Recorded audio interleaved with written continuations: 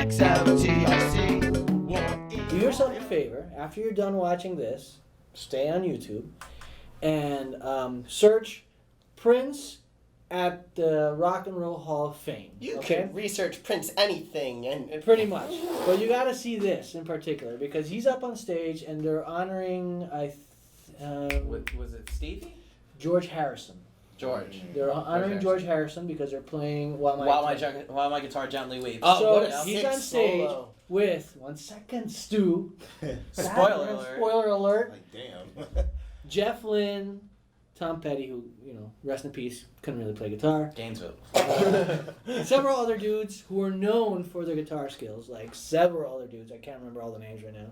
George Harrison's son, obviously, he was there. All these dudes, and they're all doing their solos. They're nice blues rock solos, and Prince is on the end of the stage with his red hat, and his butterscotch telly. His butterscotch. With the baseball bat neck. And that motherfunker. It's a sexy guitar. Rips out a solo. Okay. That will rip out your soul. That ripped out the soul of all the other dudes on that stage, and they were all legends. Every last guy on that stage was a legend. And he ripped all their souls out in front of them. They knew it. They knew it. It was obvious to everyone on that stage and in the audience. So I'm sorry. If you're a blues guy and you look down on Prince, you don't know what you're talking about. Yep. When you get to see Prince doing what you love and doing it better than anyone you know that does it, he's a virtuoso composer of the best pop music there's ever been. Oh. But he'll just cross into your threshold, take your mantle, say, "This is mine now," leave, and you'll say, "I think I just gave Prince a gift." Yeah, I bet Michael Jackson felt that way. I felt like Michael Jackson had the biggest feud with Prince because they did a lot of. It was created. I'm sure it was created by the industry. It was like all self-contained. We had a discussion back when Prince passed away, all right, and we were all pretty upset about it, and we discussed that because, as Stu was saying, Prince and Michael have always had a parallel. They've always had sort of a parallel and this real or fake rivalry, and it's honestly not fair. There's no real comparison with these two because at the end of the day, what Cody and I discussed was that Michael Jackson was probably the ultimate artist. He's the pinnacle when it comes to artistry, and he hasn't been equaled, and God knows if he ever will be equaled. Right. My thought right now is probably not. Whereas Prince was the ultimate musician. Right. The ultimate musician. This guy can play any and all instruments better than you.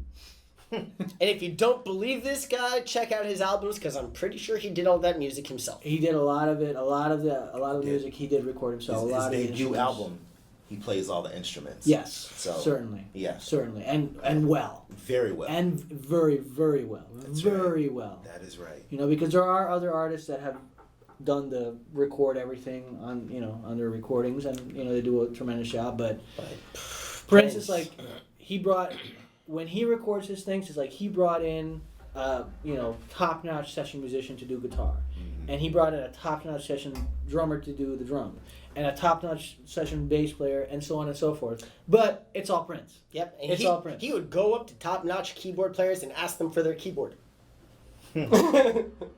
And then not give it back. And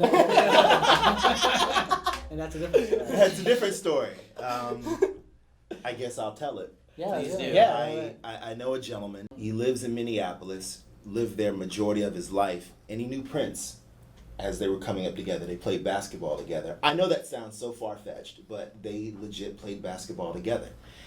And, they played in a couple of bands around town, but Prince always wanted to do his own thing. He always wanted his own thing. He always wanted, I want my own band. I want an all-girl band.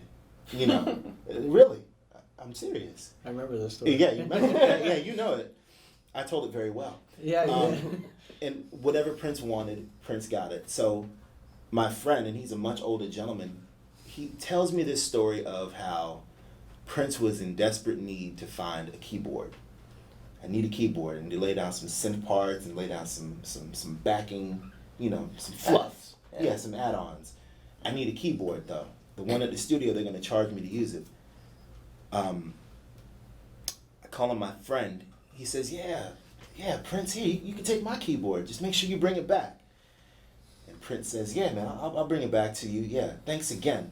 Prince never returned that damn keyboard. I want to say, I think it was like an Oberheim or something like that. Some classic keyboard. He said Prince never gave him back the keyboard. He said he'd seen Prince maybe 2 or 3 times after that. Hey, man, where's my keyboard? I don't know what you're talking about.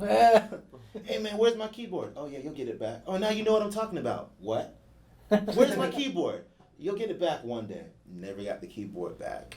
And I believe that was used to record a demo, I believe, for Warner Brothers way back in the day. Huh. Did it release? Yeah, it released. What was that, for the Batman soundtrack? No. Before that? It was long before that. I Is think it like before, Manic Monday kind of no, stuff? I think before he became the Prince, he was still trying to pitch and get. I mean, Right. some of the body in what I have, and at the time, Minneapolis, 70s, black.